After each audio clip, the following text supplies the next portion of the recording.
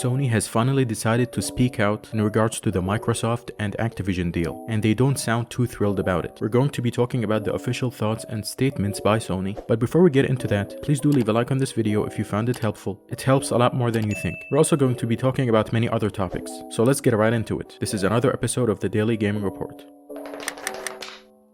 Hey, what's up guys, OP Gamer here, and our first topic of the day is in regards to Sony and Activision. Sony has recently expressed their thoughts about how Xbox now owns Call of Duty, and how that could influence users' console choice. As reported by Video Game Chronicle, Sony believes Call of Duty could inspire users to switch to Xbox following Microsoft's proposed acquisition of Activision Blizzard. In its questionnaire answers, Sony calls Call of Duty an essential game, a blockbuster, a AAA type game that has no rival. Quote, according to a 2019 study, the importance of Call of Duty to entertainment in general is indescribable, the company said. The brand was the only video game IP to break into the top 10 of all entertainment brands amongst fans, joining powerhouses such as Star Wars, Game of Thrones, Harry Potter, and Lord of the Rings. Call of Duty is so popular that it influences users' choice of console, and its community of loyal users is entrenched enough that even if a competitor had the budget to develop a similar product, it would not be able to rival it. Sony went on to explain how the huge resources Activision puts behind Call of Duty are the core reason why it believes the FPS series is unlikely to be rivaled by a competitor. Quote, each annual Call of Duty release takes around 3 to 5 years to develop, as Activision releases one Call of Duty game per year. This equates to an annual investment of hundreds of millions of dollars, it explained.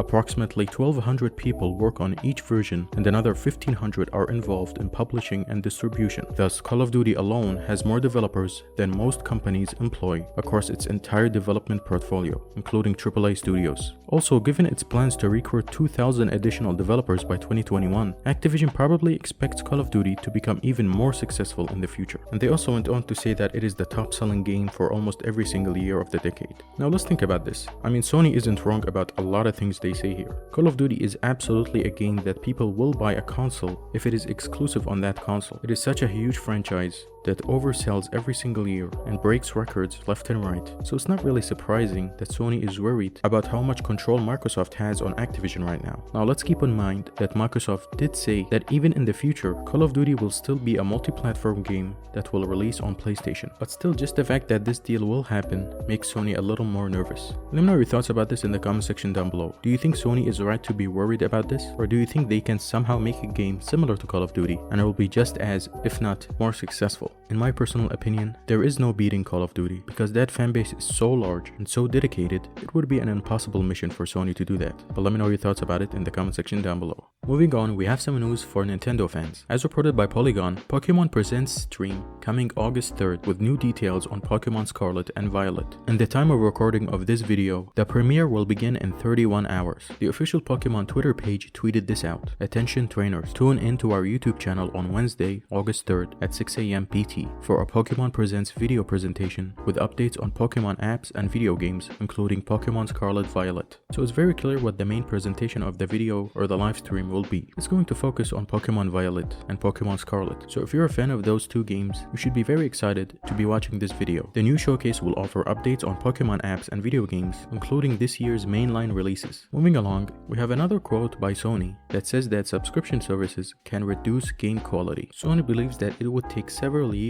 to create a rival to Xbox Game Pass. As reported by Tweaktown, while Sony agrees that subscription services compete with games purchased for a one-time fee, the lower immediate cost of subscription services to consumers can make publishers who recoup significant investment in games by selling them for an upfront fee uncompetitive. This can harm consumers by reducing the quality of the game. And this was said by Sony legal counsel Levi and Solomon. So it's not very surprising to hear this. We've heard it before from Sony. Sony always said that they will never do day and date in their services because it just doesn't make sense. Even in Game Pass right now, Microsoft is losing a lot of money to keep the subscription going. Unless they double the price of Game Pass, they will keep losing money and the subscription will eventually fade away. So even though I love Game Pass and I think it's a great service, in fact it is the best service easily, I just don't see it lasting a very long time. It just doesn't make sense financially for any company. Our last topic of the day is about what the Avengers Endgame director said in regards to The Last of Us Part 2. Pusha Square reads, "The Last of Us 2 is one of the greatest games ever made,"